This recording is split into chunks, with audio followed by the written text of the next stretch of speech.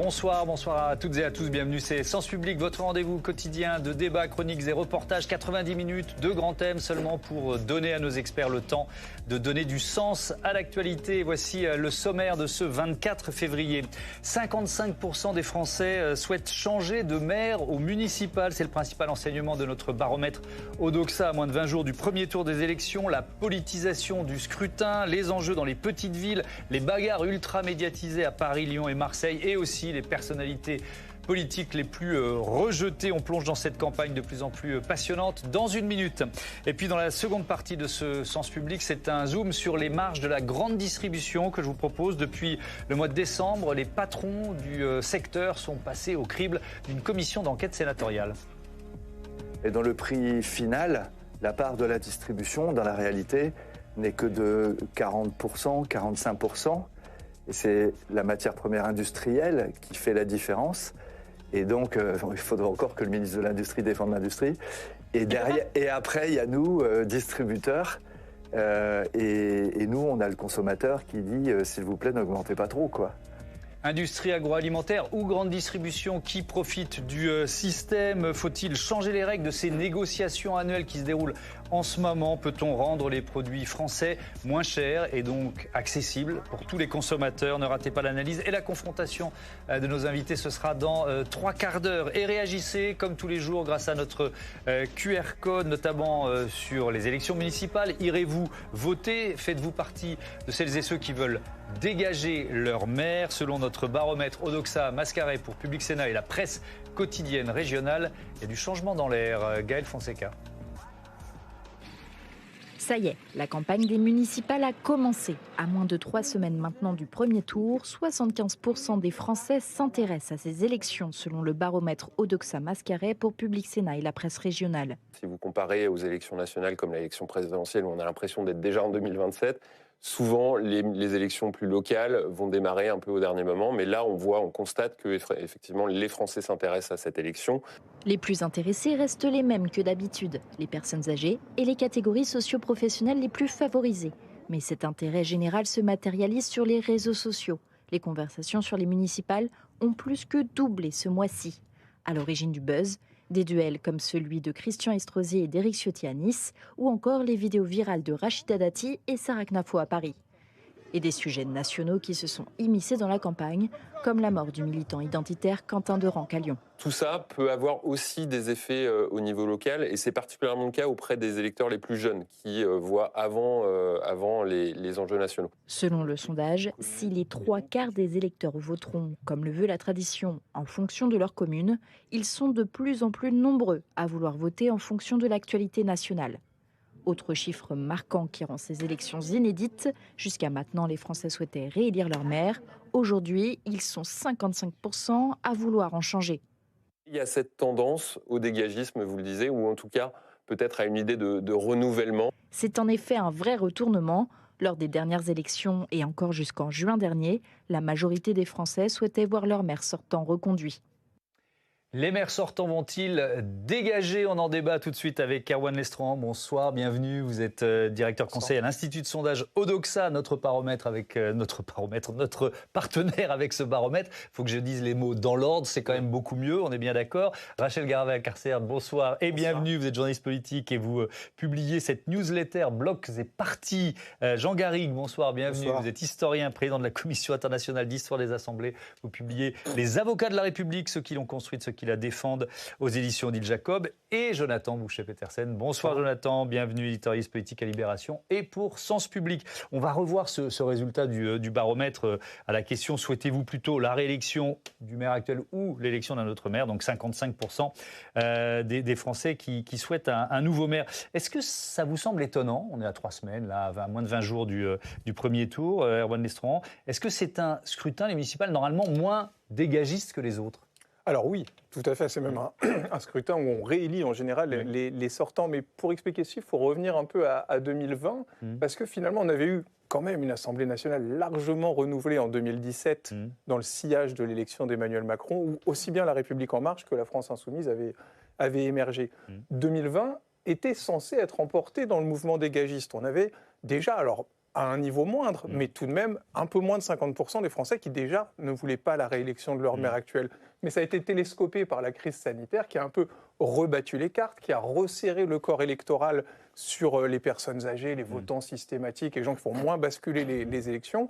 Là, peut-être que c'est un retour de ce souhait de renouvellement qu'on est en train d'observer. C'est le point vraiment important de ce 55%. Et puis, il faut bien dire une chose sur ce 55%, c'est que tous les gens ne sont pas un bloc homogène, c'est 55%. Là-dedans, il y a des sympathisants LFI, il y a des sympathisants RN, donc ça ne veut pas dire que ça défera les majorités sur le plan local. C'est un indice de dégagisme qui est important à avoir en tête, parce que c'est vrai que c'est le dernier bastion des corps politiques qui n'a pas été profondément renouvelé, à la différence de ce qu'on a pu voir à l'Assemblée nationale ces dernières années. Effectivement, Rachel Garabal-Carcel, est-ce que c'est annonciateur quand même forcément d'un dégagisme municipal, ou est-ce que vous y croyez finalement assez peu?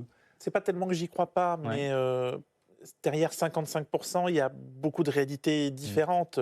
Quel sera le paysage s'il y a un second tour dans votre commune? Est-ce que vous serez toujours en mesure de pouvoir voter pour changer de maire, ou est-ce que l'autre option est trop difficile pour vous? Et puis, il peut y avoir beaucoup de communes, enfin, un petit nombre de communes où les gens veulent vraiment changer, mais d'autres où ils ne veulent pas du tout changer. Donc, par ailleurs, je pense qu'il faut avoir en tête que 2020 a été une vraie fausse élection municipale, qui a été complètement télescopée avec le Covid. Plus de 60% d'abstention, alors que d'habitude, les municipales sont celles qui mobilisent le plus après la présidentielle. Donc, ça veut dire que potentiellement, c'est la première vraie élection municipale depuis 12 ans. C'est énorme. Les mandats municipaux en France, ils durent 6 ans. En 12 ans, en Allemagne ou en Espagne, vous avez le temps de faire 3 mandats municipaux.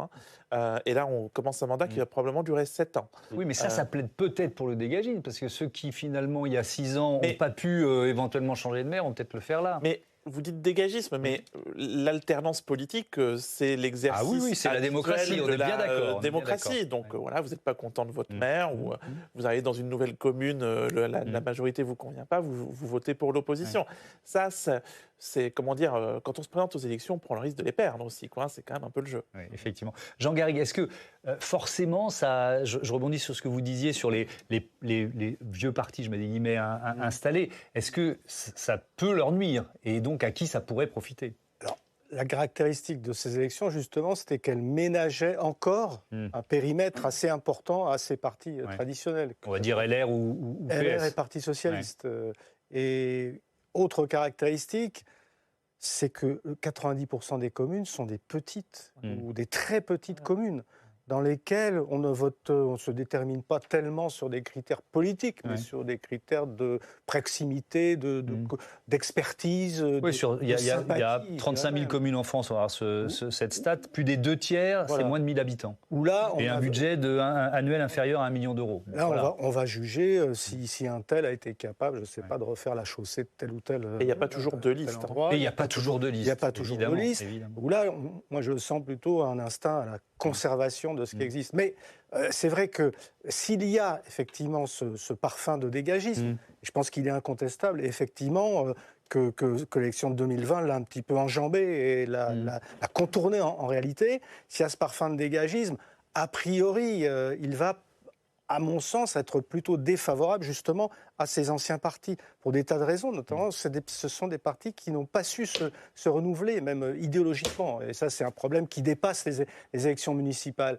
Et je pense qu'il y a un phénomène qu'on ne peut pas nier, c'est la progression du Rassemblement national dans toutes les élections depuis un certain temps. Je pense que pour eux, par exemple, les choses vont un peu changer. Et ils ont intérêt d'ailleurs, parce que s'ils veulent s'implanter ensuite au Sénat, s'ils veulent vraiment devenir un parti dit de gouvernement, ils ont besoin de conquérir des villes. Donc il est possible, malgré tout, que cette nouvelle polarisation ou nouvelle politisation de ces enjeux municipaux profite un peu plus au Rassemblement national, par exemple. On y revient évidemment dans un instant, les enjeux locaux, les enjeux nationaux. Jonathan, vous vouliez intervenir un peu? Non, justement, moi je suis aussi assez d'accord sur le fait que le mot dégagisme, il vient ancrer une réalité qui n'est pas forcément aussi violente ou aussi un rejet du maire sortant. Il y a aussi beaucoup de maires qui ont poussé par sens de l'engagement, difficulté à trouver des successeurs, donc qui arrivent aussi objectivement en fin de cycle, donc c'est peut-être moins enthousiasmant et peut-être que dans certains endroits aussi, il y a d'autres œuvres politiques qui se lèvent. Et je pense qu'il y a aussi cette mécanique qui n'est pas propre au municipal, c'est qu'il y a quand même les principaux partis en dynamique sont sous-représentés sur la scène locale. Donc c'est vrai que derrière le dégagisme, c'est aussi simplement l'envie d'avoir ces... un renouvellement démocratique. Oui, et dans une élection qui est, comme le disait Jean Garrigue, il y a plein de lectures. Il y a la lecture nationale où on prend en compte des réalités très différentes, c'est-à-dire la réalité locale de la petite commune et la grande ville où les étiquettes nationales pèsent plus. Et on sait très bien qu'au soir du premier tour, ce qu'on va regarder, c'est les 15, 20 villes un peu significatives et on va utiliser des termes aussi nuancés que vague ou Bérésina. Donc bon, voilà. Donc il y a... On peut même dire que sur une ou deux très grandes villes, il suffira que le PS en perde une, par exemple, pour qu'on dise que c'est une Bérésina. Souvent, il y a plusieurs vagues en même temps, ce qui rend les choses un peu compliquées. Oui, effectivement. Il y a une autre leçon, on l'a vu dans notre sujet d'ouverture, mais on va revoir cette réponse autour de l'intérêt des Français pour ces élections municipales. Oui, à 75%. Donc, alors, peut-être que vous ne pouvez pas répondre à la question, Erwan Lestrand, mais sur la participation, est-ce que ça garantit un chiffre comme celui-là une participation forte ou est-ce que c'est beaucoup trop tôt pour répondre à la question ? Aujourd'hui, l'hypothèse qu'on peut faire, c'est que quand même la séquence 2020 était un accident dû à la crise sanitaire et qu'on devrait retrouver une participation supérieure à 60%. On a vu une vitalité démocratique quand même sur la séquence 2024 des législatives. Là, c'est tout de même, après une séquence de forte polarisation quand même, et de forte politisation des Français qui sont passionnés pour la politique et la composition de l'Assemblée nationale en 2024, c'est leur retour aux urnes un an avant l'élection présidentielle. Il y a de grandes chances quand même que la participation... La polarisation, parce qu'on a un climat politique qui est quand même de plus en plus polarisé, ça favorise une participation, parce qu'on peut aussi retourner la chaussette et se dire, au contraire, il y a une lassitude politique qui peut s'exprimer par non, il y a le souhait affections. de voir son parti peser au municipal. Ça, c'est un point très important. Et on parlait auparavant de la question du renouvellement plutôt que du dégagisme, parce que c'est peut-être plus approprié.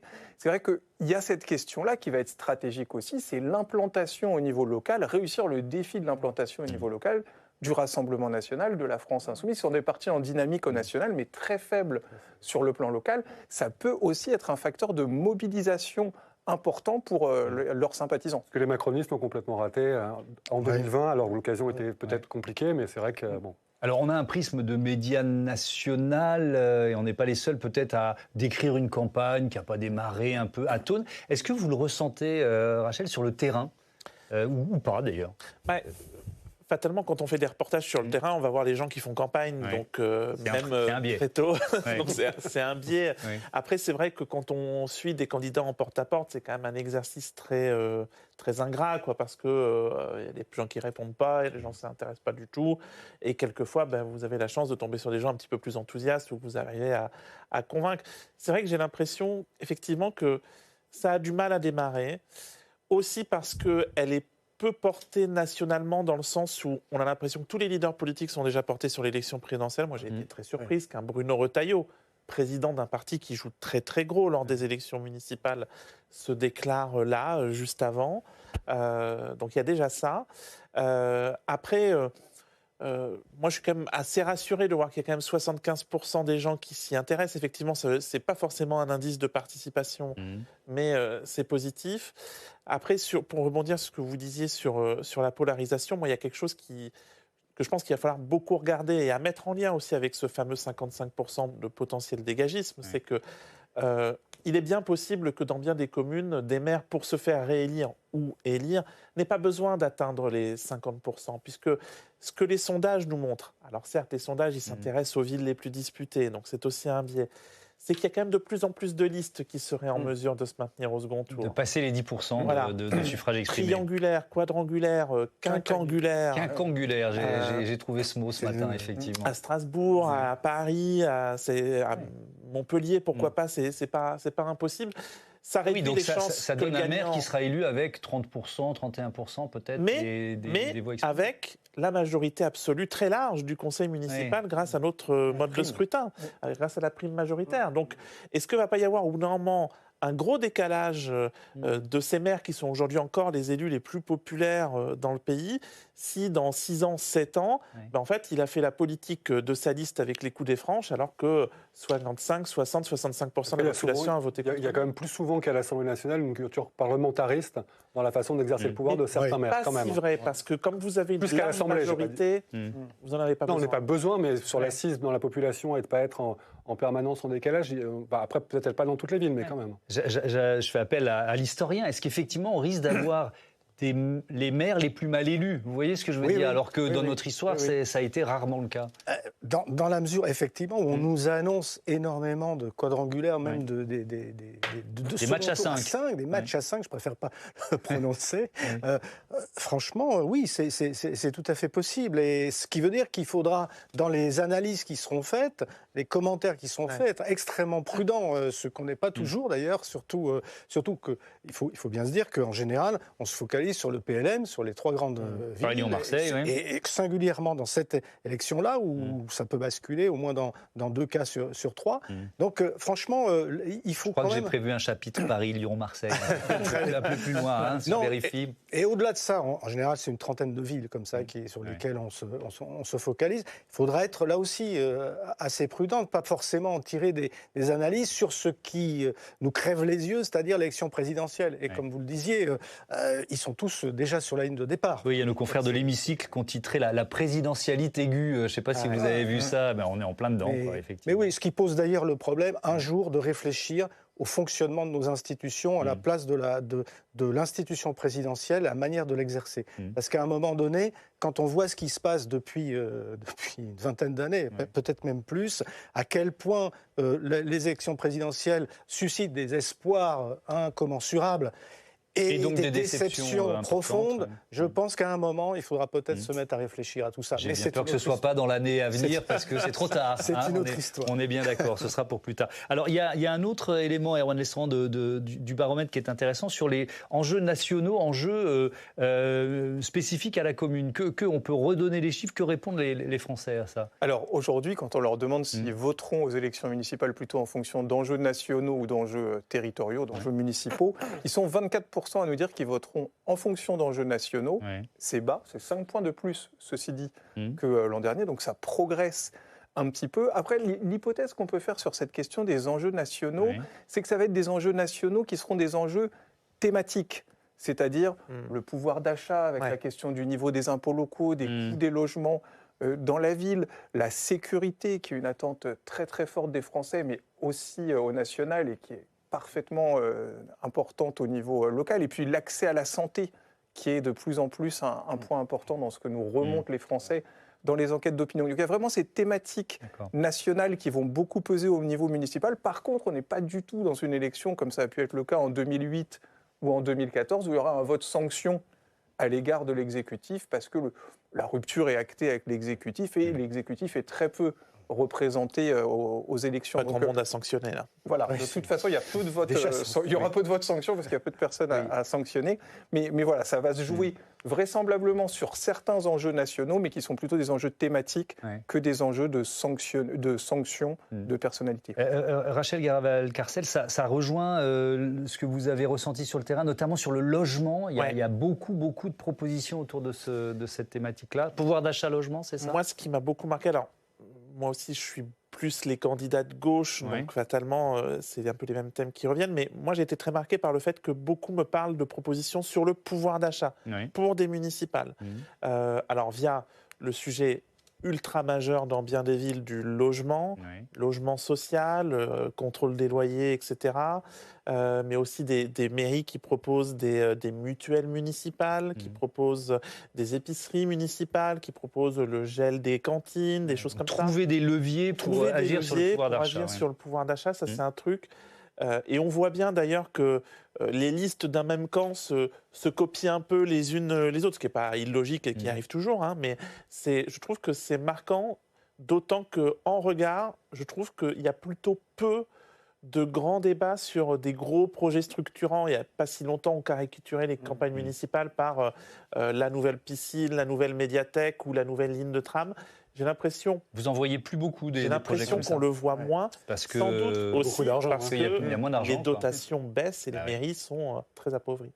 Avec aussi, on va se lancer dans les enjeux nationaux dans un instant, et notamment avec Jonathan, on va parler du Parti socialiste. Pour commencer, on fera la liste d'un certain nombre d'enjeux pour les grandes familles, et puis dans les grandes villes, comme promis. Mais d'abord, je voudrais qu'on fasse un petit focus sur les villes. Il y a certaines villes où il n'y a pas de candidats. C'est aussi ça la réalité des municipales. Il y a un exemple, on est sur l'île de Molène, dans le Finistère, et on écoute la coordinatrice de projets culturels qui a organisé une réunion publique en essayant de décider un ou une candidate. Elle s'appelle Agathe CIT. Écoutez. Alors s'il n'y a pas de liste déposée au 26 février, ça veut dire qu'on n'a pas d'élection le 15 mars. Et ça veut dire que les élus vont aller jusqu'à la fin de leur mandat le 15 mars. Ensuite, c'est la préfecture qui va désigner 3 personnes pour gérer les affaires courantes. Jean Garrigue, est-ce que c'est le cas dans beaucoup de communes? Est-ce que la fonction de maire attire moins, fait moins rêver qu'avant? Ça reste la fonction préférée des Français. Oui. Mais force est de constater qu'il y a eu énormément de démissions, énormément de défections, et qu'on les comprend. Je veux dire, c'est une fonction qui est très ingrate. Parfois physique. Des violences, brutalisation, polarisation, tout ce que vous voudrez. Mais il y a une vraie violence politique qui s'exerce contre les élus.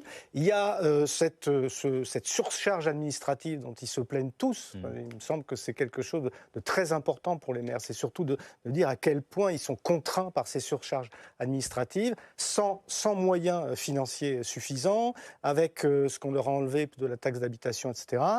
On peut comprendre une désaffection, et puis plus globalement, ça s'inscrit dans un contexte de désengagement de la vie publique, de découragement par rapport aux résultats, à la production de politique dans ce pays. Je veux dire qu'il y a un divorce entre les citoyens et l'action publique parce que les déceptions sont immenses, parce qu'on a l'impression que ça n'évolue pas, qu'on n'a pas pris sur le réel. C'est moins important à l'échelle locale, où là, justement, précisément, si jamais on arrive à justement créer une piscine ou autre, ça peut donner un impact. Mais dans cette conjoncture-là, où de brutalité, de polarisation de la vie politique, d'ingratitude, ça c'est aussi, je pense, un sentiment qu'ils ressentent beaucoup, d'ingratitude des citoyens par rapport à leur action, qui est très souvent quasi bénévole, qui relève du sacerdoce. On peut comprendre qu'il y ait une désaffection, me semble-t-il. Oui. Hassen qui nous écrit de Bourges. L'enjeu de ces élections municipales n'est-il pas d'abord celui des sénatoriales? Alors effectivement, vous avez commencé à l'évoquer. On peut rappeler qu'il y a effectivement des partis, notamment le Rassemblement national à Ouest-Rhin, qui pour l'instant, il y a 3 sénateurs RN. L'un des enjeux par effet domino, c'est d'avoir un groupe sénatorial au mois de septembre ici au Sénat. C'est ça. Ça dépendra des conseillers municipaux, des maires, mais aussi et surtout des conseillers municipaux. En renforçant le nombre de conseillers municipaux détenus par le RN, ils renforceraient notamment leur présence dans le corps électoral des sénateurs et donc leur nombre de sénateurs. Et puis il y a même un 3e effet domino pour le RN, c'est pour obtenir 500 signatures.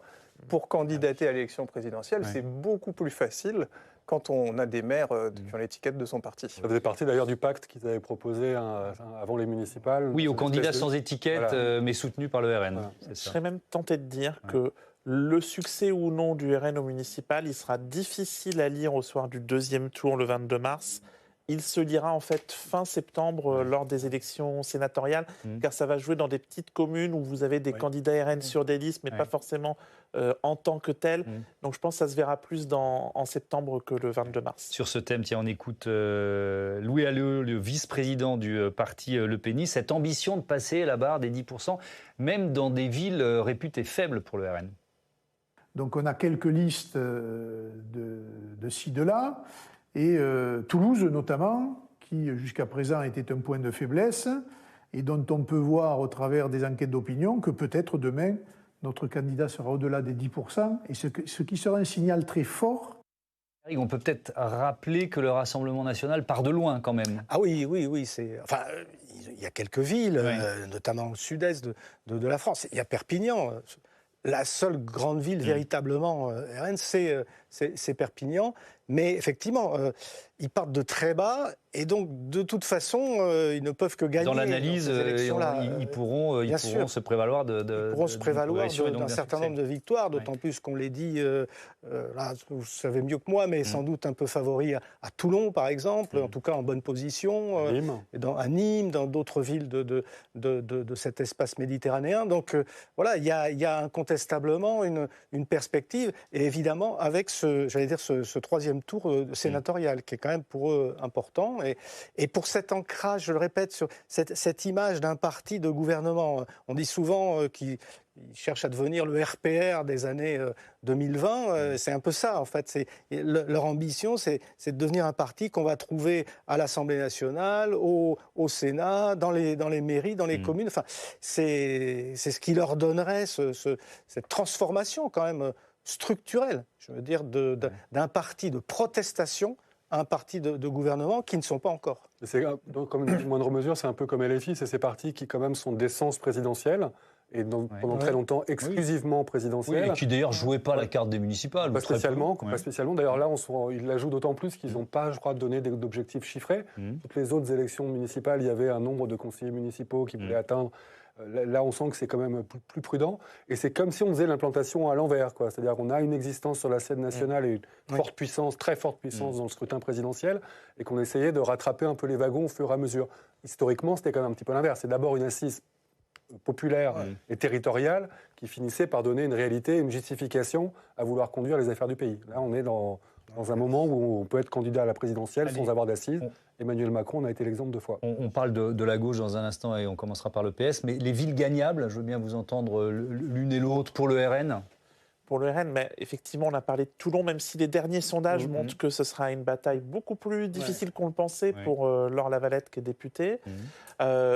Pour un allié du RN, il y a Nice, qui est gagnable. Le dernier sondage donne 10 points d'avance quand même à Éric Ciotti sur son ancien mentor, Christian Estrosi, même si la gauche dépanne à peine les 10%, on peut penser que le barrage républicain peut avoir lieu dès le premier tour. Et à Nice, la gauche est faible, mais elle n'est pas du tout inexistante dans les urnes. Il y a la question qui se pose aussi de Calais, de villes comme Lens, qui étaient déjà visées la dernière fois et où ils avaient quand même plutôt bien raté leur coup face à une mairie socialiste bien implantée. Nîmes, les communistes passent plutôt pour favoris face à Julien Sanchez, qui est un peu un parachuté, puisqu'il était maire de Beaucaire à quelques encablures de là. Comme je vous dis, en fait, si effectivement le soir du 22 mars, il y a des grandes villes qui tombent si vous avez Toulon, si vous avez Nice, si vous avez Nîmes, forcément là tout de suite on pourra dire c'est un bon résultat pour le RN. Si vous n'avez pas ça, ça ne veut pas dire que c'est un mauvais résultat quand même, puisque à mon avis le succès du RN il se fera à bas bruit et on le verra au sénatorial. Il peut y avoir un sujet à Marseille. Oui, alors j'allais vous poser la question Marseille. Il peut y avoir un sujet à Marseille parce que justement on parlait de troisième tour au sénatorial. Il y aura un troisième tour qui va être très intéressant à suivre à Paris, Lyon et Marseille parce que la prime majoritaire au soir du deuxième tour est passée à 25%. Pour ces 3 villes. Mais ça veut dire qu'il faut faire moins de 33% pour pas avoir la majorité. Ça veut dire que pour construire des majorités, il va forcément falloir faire des accords, vraisemblablement à Marseille, en l'état des rapports de force que donnent les sondages pour l'instant. Et visiblement, dans le cas peut-être d'une alliance avec les Républicains, le RN pourrait diriger la ville. Tout ça est encore très hypothétique. Quand même, voilà. Ça, mais ça va être un des grands enjeux quand même de l'entre-deux tours. Et à Marseille, il y a un sujet. Alors, Sophia nous écrit depuis Biarritz, peut-être qu'elle a pris l'émission en cours, le taux d'abstention sera-t-il élevé pour ces élections municipales ? On a plutôt dit qu'on espérait une participation assez forte. Donc voilà, on ne peut pas encore répondre à 100%, mais voilà... En tout cas, plus comparable à 2014 qu'à 2020. Voilà, effectivement, 2020, peu de participation à cause du Covid, on pourrait retomber dans les niveaux de 2014. Allez, comme prévu et comme promis, Jonathan, je me tourne vers vous pour pointer le fait que ce scrutin, il s'annonce à haut risque quand même, notamment pour le Parti socialiste. Oui, ça annonce à haut risque, mais d'une certaine manière, comme pour LR, qui détient aussi de nombreuses mairies, et dans une moindre mesure les écologistes, qui avaient conquis quelques grandes municipalités il y a 6 ans, les socialistes, ils jouent gros dans ce scrutin. Donc on a coutume de dire, on a dit un peu les deux d'ailleurs, la prime à l'équipe sortante, ça reste une donnée majeure, ça peut continuer à exister. En même temps, contexte dégagiste, rattrapage d'un mouvement qui n'avait pas pu se concrétiser en 2020. Ce qui est sûr, c'est que l'équation des socialistes, elle est complexe, et les socialistes qui sont quand même plutôt dans une décrue, même si 2020 avait constitué un petit sursaut par rapport à 2014. Donc ce qui est un point positif pour eux, petit point positif, c'est que quand même dans beaucoup de villes, ils ont réussi à rassembler la gauche hors LFI dès le premier tour, ou parfois à se mettre dans la roue des écolos dans certaines circonstances. Donc ça devrait quand même leur permettre d'arriver bien souvent en tête de la gauche, mais c'est évidemment au second tour que se gagne une élection, et là, l'affaire est à minima compliquée. Oui, avec cette question qui agite toute la classe politique, est-ce que c'est encore possible pour le Parti socialiste de s'allier à la France insoumise? Oui, c'était déjà une question clivante il y a quelques mois. C'est une question brûlante encore plus, depuis quelques semaines et particulièrement quelques jours. Donc depuis la mort du militant nationaliste Quentin Dranque lors d'une rixe avec des antifas proche de LFI, on assiste à une puissante offensive visant à faire définitivement de Mélenchon et les siens le principal risque pour la République, ou à minima, de renvoyer dos à dos les Insoumis et le Rassemblement national. Ça, c'était déjà un peu plus classique. Donc la droite LR prône carrément un nouveau cordon sanitaire, tout en lorgnant beaucoup plus tranquillement des rapprochements avec l'extrême droite. Donc ça, c'est un glissement qui va très au-delà du ni RN ni LFI, qui lui-même était déjà un glissement, et qui était ces dernières années la position de la droite dite républicaine. Dans le même temps, on l'entend, de très nombreux macronistes ne sont pas en reste pour cibler LFI en priorité, quitte à mettre au placard le barrage républicain contre le RN, dont il faut toujours rappeler qu'ils ont largement profité lors des dernières législatives. Avec des insoumis qui apparaissent de plus en plus radioactifs. Oui, même au PS, donc des voix dont on peut considérer qu'elles ne sont plus absolument majeures, mais celles de François Hollande, celles de Raphaël Glucksmann à l'extérieur du parti. Alors eux, ils affirment très clairement que plus aucune alliance électorale n'est envisageable avec les troupes de Jean-Luc Mélenchon.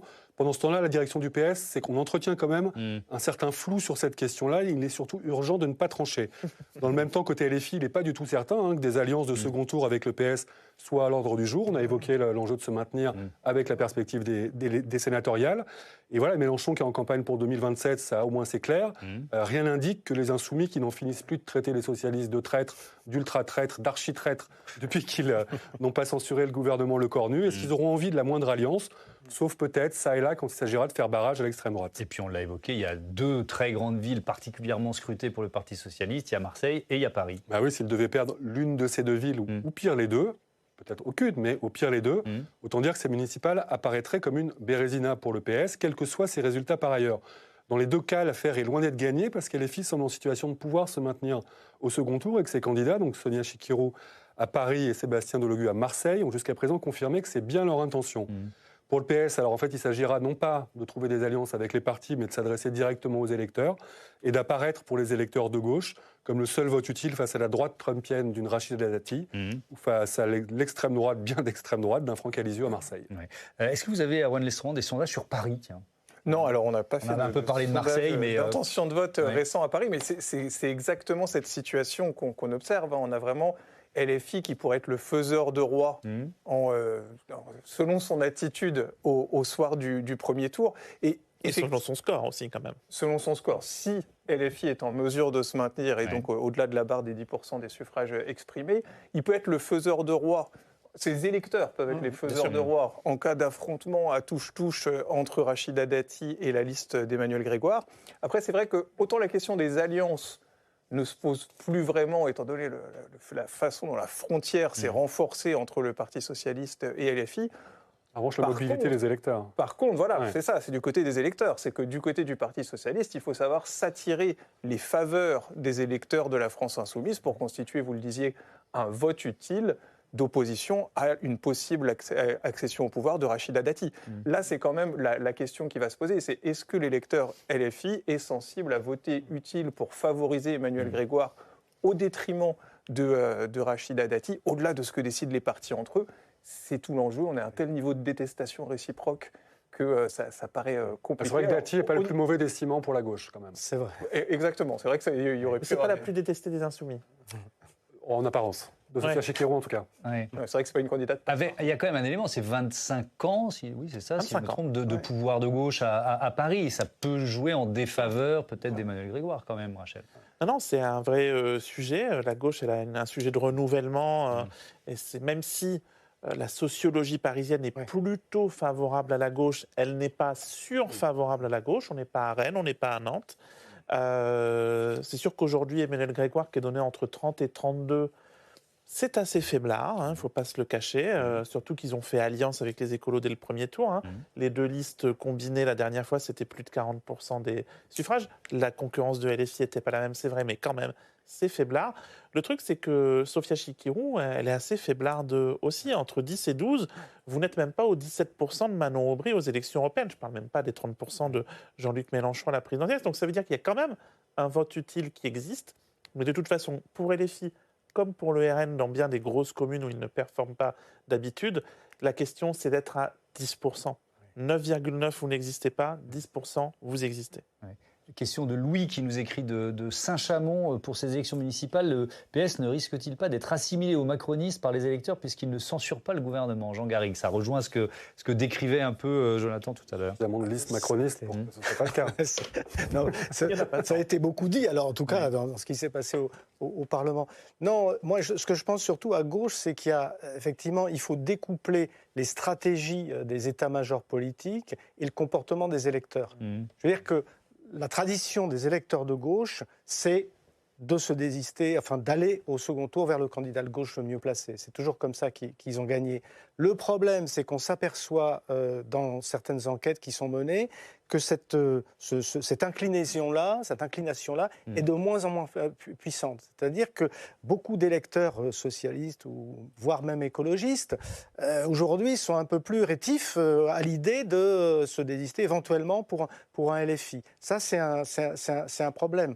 Et puis alors, il y a la stratégie LFI aussi, qui est quand même importante, parce qu'on peut avoir, j'ai l'impression, je ne suis pas le seul, que la stratégie aujourd'hui de Jean-Luc Mélenchon, c'est une stratégie de troisième tour présidentiel, c'est-à-dire d'être d'abord le grand parti antifasciste qui s'opposerait virtuellement à une victoire du Rassemblement national. Ce qui veut dire que dans cette stratégie-là, son intérêt n'est pas de favoriser l'élection de quelques candidats socialistes. Alors, ça, on va y revenir sur la stratégie LFI. Jonathan, juste un mot sur Paris aussi, c'est qu'on oublie la position des électeurs de Pierre-Yves Bournazel. Oui. C'est-à-dire que certes, on peut voir candidat Horizon soutenu par Gabriel Attal et Édouard Philippe, pendant qu'un certain nombre de macronistes, à commencer par Sylvain Maillard, se retrouvent sur la liste de Rachida Dati.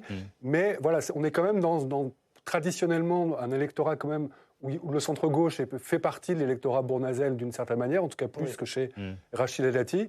Moi, je ne pense pas que ce sera mécanique, quels que soient les rapprochements auxquels on peut assister, les rabibochages de façade entre un Bournazel et une Dati aujourd'hui.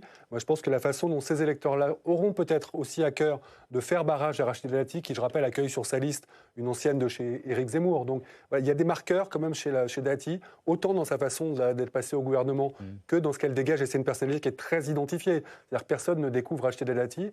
Et je ne suis pas sûr que même des gens qui partagent un certain nombre de ses options politiques aient envie de la voir maire de Paris. Mais alors justement, c'est intéressant parce que si on regarde le palmarès du rejet, qui est vraiment l'un des éléments toujours importants du baromètre Odoxa Mascaré pour Public Sénat et la PQR, la presse quotidienne régionale, bon, on reviendra à Jean-Luc Mélenchon, il est encore plus rejeté à 71%, mais on a une Rachida Dati qui arrive en 1, 2, 3, 4e position. Donc c'est quand même un personnage clivant, on l'a dit. Est-ce que c'est vrai aussi à Paris ? C'est-à-dire que, est-ce que c'est la meilleure candidate pour ce camp-là ? Vous voyez ce que je veux dire ? Alors, c'est la candidate la plus emblématique de la droite parisienne aujourd'hui aussi. Et c'est pour ça que c'est probablement un bon choix de candidate, d'autant plus avec l'adoption... Celle qui a le plus perdu, en tout cas. Mais d'autant plus avec l'adoption de la loi LMP, où elle est quand même la figure identifiée. C'est vrai que si on municipalise le scrutin et qu'on le fait dépasser les arrondissements, c'est probablement la candidate la plus identifiée, mais avec, et vous le disiez, une capacité à susciter un vote de rejet qui n'est pas à minimiser, parce que c'est vrai que c'est une figure très rejetée au niveau national. Elle est juste derrière Jean-Luc Mélenchon et Emmanuel Macron. Au niveau d'Éric Ciotti, c'est une figure qui suscite de l'animosité dans les oppositions, et ça peut conduire les électorats des forces politiques qui lui font face à se mobiliser pour éviter son succès. Oui, dans ce classement, on a quand même une Marine Tondelier au même niveau de rejet qu'une Marine Le Pen et un Jordan Bardella. C'est aussi, il faut aussi intégrer cette dimension-là dans nos analyses. Je voudrais qu'on termine, il nous reste quelques minutes pour parler plus spécifiquement de la stratégie effectivement des Insoumis avec un Jean-Luc Mélenchon qui cible les socialistes coupables d'avoir permis à Sébastien Lecornu de faire passer les budgets, celui de l'État, celui de la sécurité sociale. Démonstration à Roubaix, c'était le 31 janvier dernier. Les députés socialistes de ce département, sur les 10 dernières motions de censure, ils en ont voté 0. Autrement dit, tout ce que fait le gouvernement se fait grâce aux voix de ces gens que nous avions élus en confiance et qui nous avaient juré qu'ils respecteraient le programme. Punissez-les sévèrement, partout où vous le pouvez. Montrez-leur que vous n'acceptez pas ce manquement à la parole donnée. Allez, votre avis sur ce punissez-les. Je commence avec vous, Rachel Garvel-Carcel. C'est d'une certaine manière logique. La plupart du temps, le dispositif à gauche, c'est une liste PS vers PC, quelle que soit la tête de liste, et une liste insoumise à côté. Ça, c'est le cas dans 80% des villes. Donc les insoumis, il y a quand même de grandes chances que la plupart du temps, ils soient derrière, voire bien derrière. Aujourd'hui, dans les sondages, ce qu'on voit, c'est quand même des listes qui sont, à part peut-être à Toulouse, très en retrait du score des européennes, qui avait été très bon dans les grandes villes pour Jean-Luc Mélenchon, enfin pour Manon Aubry. Donc, évidemment que s'il veut essayer de progresser dans l'électorat de gauche, c'est viser le Parti socialiste. Mais je pense que la question sera très différente dès le soir du premier tour. Car dans l'hypothèse d'une alliance pour faire barrage au Rassemblement national, dans l'hypothèse d'une alliance notamment. ou pas, est-ce que LFI sera au-dessus de 10% dans tant de villes que ça Peut-être. Les insoumis disent toujours que les instituts de sondage les sous-estiment. On verra bien le 15 mars. Mais c'est sûr qu'ils se vendront très cher. Et je pense que les socialistes, les écolos, les communistes, ils n'ont pas tant de villes où ils peuvent se permettre de se passer de la France insoumise s'ils veulent gagner ou conserver une ville. Mais est-ce que les électeurs suivront jusqu'au bout ? Les électeurs insoumis, ils préfèrent aussi peut-être une mairie de gauche, même modérée, à une mairie de droite. C'est pas impossible. Donc Jean-Luc Mélenchon, 71% de rejet, plus 2 points. Il y a un effet à faire Quentin et cette volonté de LFI de ne pas se désolidariser de leurs députés, dont 2 assistants parlementaires sont mis en cause dans ce lynchage.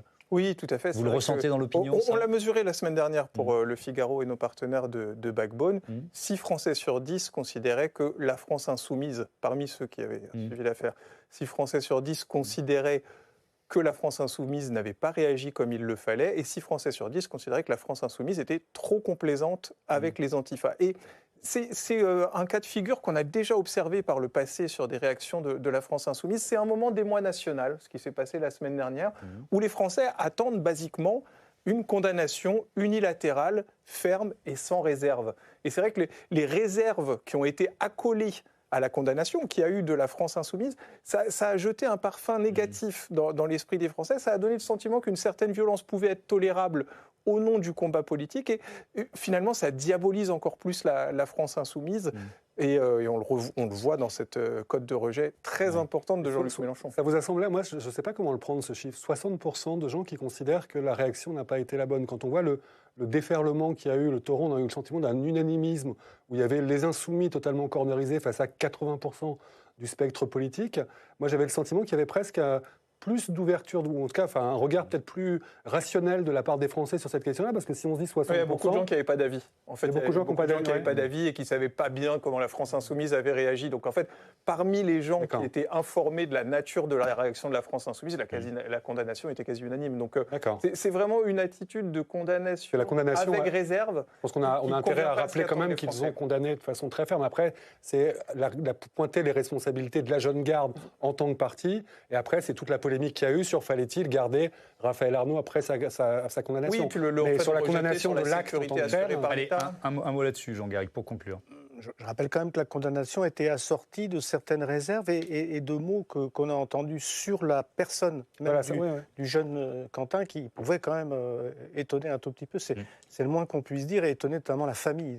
Enfin, je me mets un peu la famille, elle a surtout dénoncé la récupération qui avait été faite lors de la marche. Tout à fait, ce qui est à son honneur. Mais en revanche, des mots qui ont été entendus, pas forcément de la France insoumise, qui étaient un peu inacceptables.